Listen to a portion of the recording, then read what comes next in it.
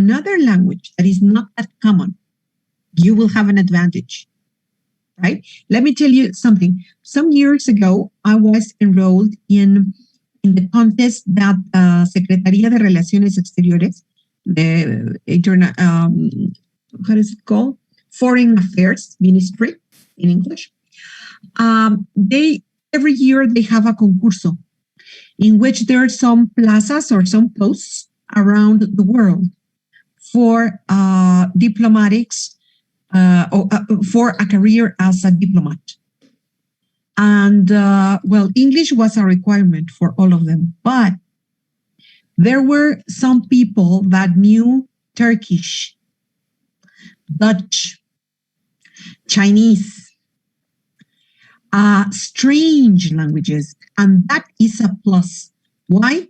Because if you have 1,000 participants and you just have 30 positions, right?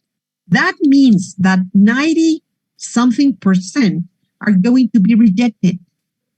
But if you know a strange language, you will be incorporated to that small percentage of people that is going to get a position. That's just an example. And that serves for everything. If you know English, good. But if you can learn another language, great. Great. This will be the difference between you and other candidates in any field that you like. Okay. So I remember some years ago, it was a handicap to say, well, English is, you have to learn English. French, what for? Italian, nobody speaks Italian. Nobody speaks Portuguese. Nobody speaks Norway, whatever, right? Norwegian. And it's not like that in this world nowadays. The more languages you know, the better. If you know Japanese, good. If you know Chinese, good. If you know whatever language you want to speak, good. So go ahead. Great, Diana. Great that you are doing this. Great. And apart from that, Korea is becoming a very powerful nation in terms of economics and politics and all that. It's a good decision, an intelligent decision. All right. Okay. Who else? Come on. Who's missing? Camila. Hello. Hello. Well, I've studied English most part of my life. Instead of other people here, I think when I was a child, I didn't think a lot about why I was studying English. That was a topic in my school, and I took the topic and I passed the class. I don't know. But then when I was in high school, I stopped studying it. I started French. I now realize that French is a very difficult language. It is. It's so difficult. And I realized that English is kind of easy. I think that's why also about politics is a language that a lot of people speaks. And also in university, my kind of practicing English was reading articles because I studied chemistry.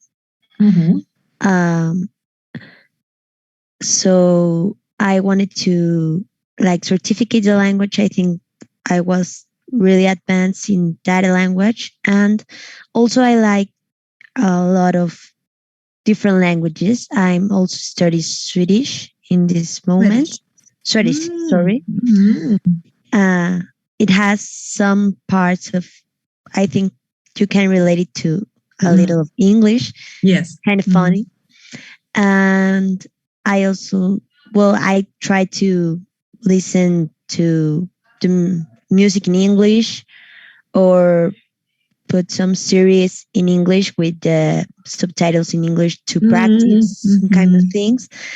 And I think, yes, speaking is important, but if you don't understand what other people is saying to you, it's like the same thing, and sometimes people start talking really fast, Yeah.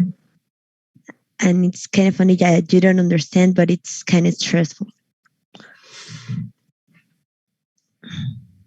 Okay, Camila, you know why? Swedish and English might have something in common. Well, I think I remember something that that how do you say? I don't know how to say Nordico in North, English. North Nordic or Nordic. Nordic languages Mhm. were too close to England, and they like kind of relate. And when when England colonized the United States, they like transfer all that information of that languages of there. Okay. So, as usual, it is a matter of conqueror and being conquered. Mhm. Surprisingly enough, as you say, England is very near the northern countries of Europe, the Scandinavian peninsula, that is Norway and Sweden and Finland and the northern part of Germany and Denmark. There were many invasions to England in it was from the 5th century after Christ to the 10th century. We are going to talk about that historical background because it's important. Mhm. So the Danish and the Norwegian and also the Swedish, were the Scandinavians in general, they invaded so many times. And they brought with them their language in a lot of things. So we have several things in English are part of the Scandinavian language. For example, the use of auxiliaries. In fact, well, I Yes. kind of saw the Yeah. different movies that were of like antique England, Mhm. and they tried to use the antique English that they used in that time.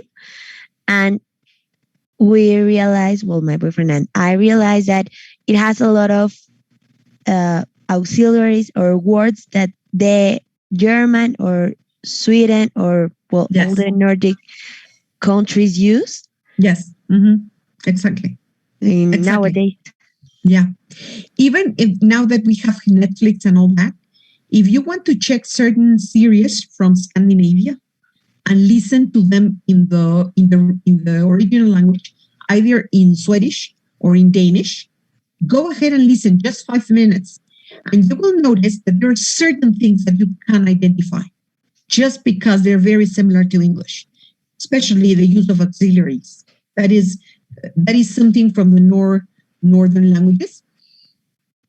German has also a little bit of that, but especially the Scandinavians. So if you want to go ahead and check it out, we are going to have some unit here in Classroom in which we're going to talk about the origins, and we're going to talk about that. Thank you very much, Camila. What are you studying? Well, I just finished my classes in chemistry. Chemistry. Oh, we have a lot of people from chemistry. Thank you very much, Sandy.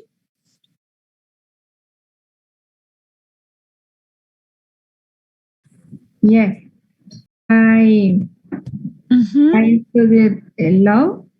Law. Yes, some years ago. Now I work in the heat.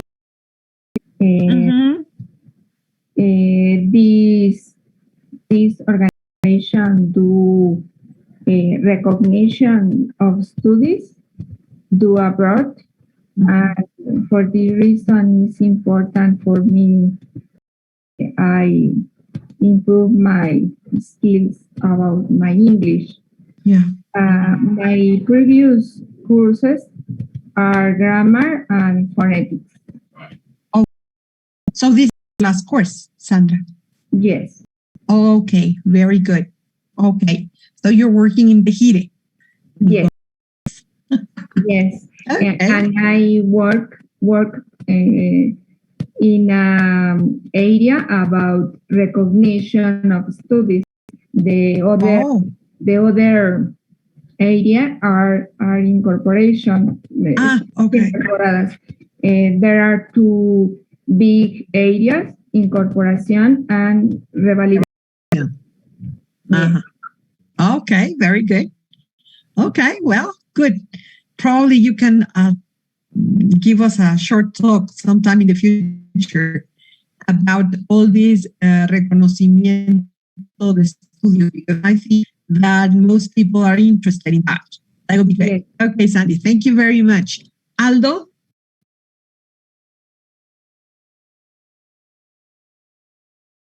Hello?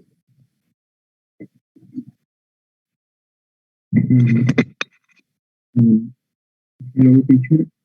Hello? But I don't know if my mic is working correctly. I can hear you.